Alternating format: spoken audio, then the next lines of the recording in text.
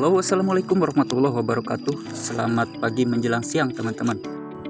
Seperti biasa, aktivitas saya hari ini saya mau berangkat ngebolang lagi teman-teman. Petualanganku hari ini tidak sendirian, melainkan saya ditemani oleh teman saya teman-teman.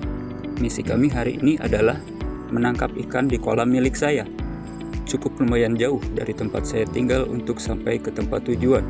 Memakan waktu kurang lebih setengah jam untuk sampai ke tempat itu.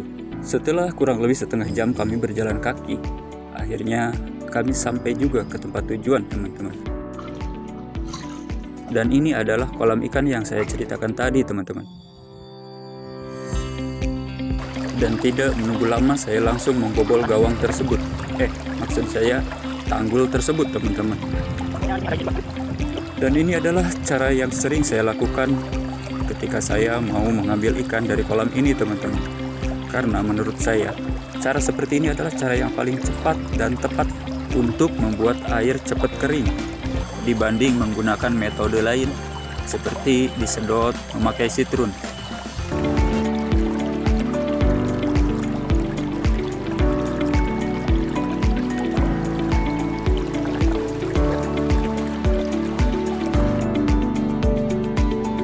Sambil menunggu air kering, saya tidak tinggal diam teman-teman.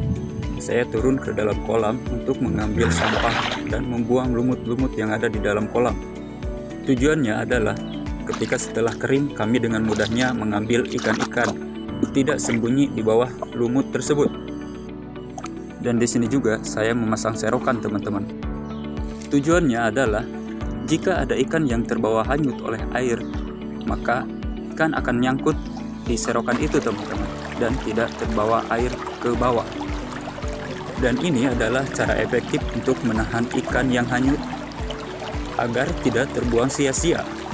Seperti harapanku sama kamu. Nah, jadi sekarang ada sedikit tips lagi dari saya ya teman-teman ya. Buat teman-teman semuanya yang punya kolam ikan yang jauh dari rumah ya. Takut ada yang ngambil secara dipancing. Itu ada solusinya teman-teman. Dengan cara gimana? Nah, jadi di pinggir-pinggirnya ini, pinggir-pinggir kolamnya ini ditanemin kail teman-teman ya.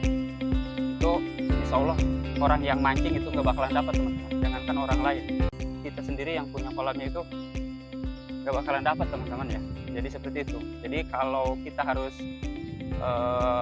kalau mau dapat ya harus dibuang lagi kail yang ditanamnya itu. Oke, itulah sedikit tips dari saya teman-teman ya. Semoga bermanfaat.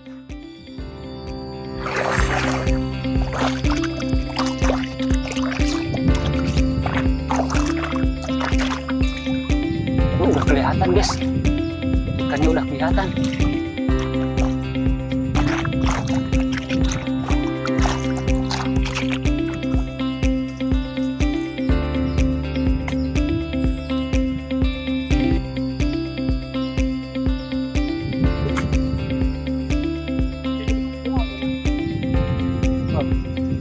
Dapat teman-teman, dapat berapa? Dua ya.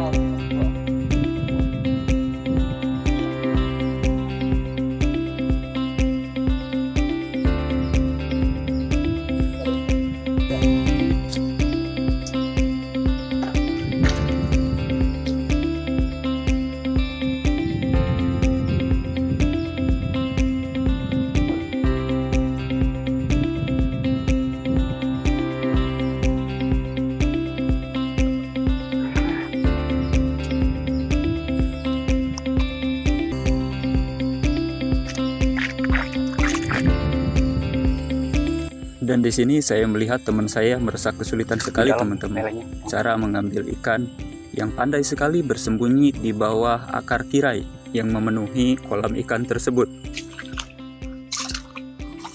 Karena hari sudah mulai sore, maka kami memutuskan untuk menghentikan pekerjaan kami ini teman-teman. Dan kami akan segera bersiap-siap untuk pulang ke rumah. Oke, sampai di sini saja dulu teman-teman ya cerita kita hari ini. Jangan lupa untuk like, komen, share, dan subscribe channel YouTube saya.